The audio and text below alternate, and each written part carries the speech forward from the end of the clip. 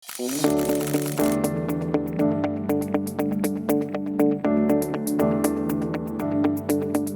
story. How did this all start? I suppose my journey is not dissimilar to many dentists. I started to learn about early intervention through MyoBrace, and John Flutter and Chris Farrow, the inventor, looked at treatments, ALF, cranial osteopathy, and I bounced around from country to country. Australia is the home for Chris Farrell's processes. ALF, I went to the west coast of Canada. I went to Chicago to learn about cranial osteopathy. But a lot of it was driven by my TMD and sleep work through Professor Steve Olmos from Arizona. The training was, of course, focused on managing pain for TMD issues and sleep disorders. One of the things that we focused on was, how do we cure these problems? And the answer is you can't. You can. It's palliative care. It's just management. And Professor Olmos basically laughed and said, look, if you can't treat early, then you can't hope to cure. And that drew me to exploring early intervention. Eventually, I stumbled across John Mew's work, and he was, of course, based in the UK, but he had published his book on Orthotropics, which is growth guidance therapy. And we learned that there was a community in North America. It's driven by Dr. Bill Hang, and in Europe by John and Mike Mew. And they created a system between the many decades of experience that they had into how to control vertical growth and how to make changes that are consistent in not relapsing. So I journeyed through many courses. I traveled constantly for many, many years. It would be like I'd pop on a plane, I'd fly to Los Angeles, I'd spend 2 days, I'd hop on a plane, I would fly home to Melbourne, and then I would start work on Monday. And when I finished Bill Hang's program, I flew over and did Mike Mew's program in London. And I would hop on a plane and I would fly to London and I would do 4 days and then hop on a plane, fly home, and then get back to work. And that was my life for about 3, maybe even 4 years.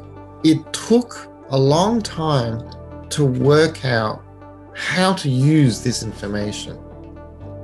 And, John became a mentor, Bill became a mentor. And my questions were, this is how we start, but how do we finish these cases? And John was always encouraging, but he really did insist that we discover for ourselves how these programs progress and develop and how each case is different in its finish for each of the families that you actually treat. It did mean a lot of trial and error, and it meant a lot of frustration.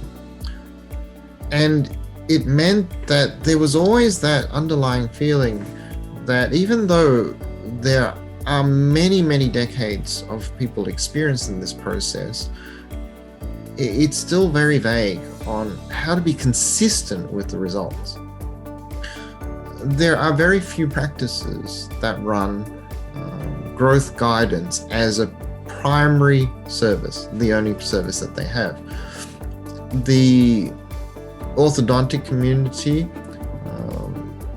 makes it difficult because we aren't trained as dentists to have any real understanding of orthodontics.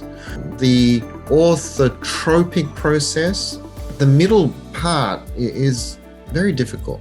We can start but it gets confused. The treatment seems to stall in very many cases.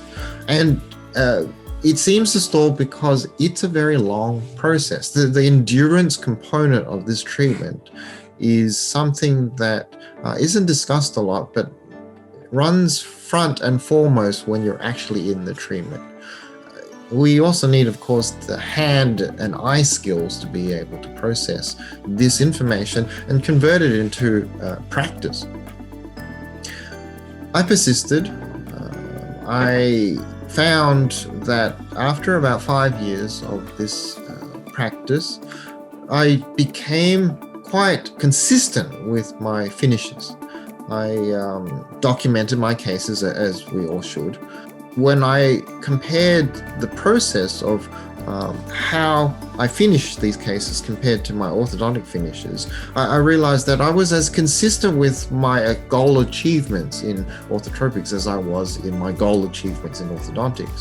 Now, we all have no issues achieving our goals in orthodontics because there's very defined guidelines, there's very defined parameters, there's very defined protocols. So I began to put together the equivalent for orthotropic practice, and in doing so I became more and more focused on orthotropic treatment until I eventually made the decision to run a full-time orthotropic clinic.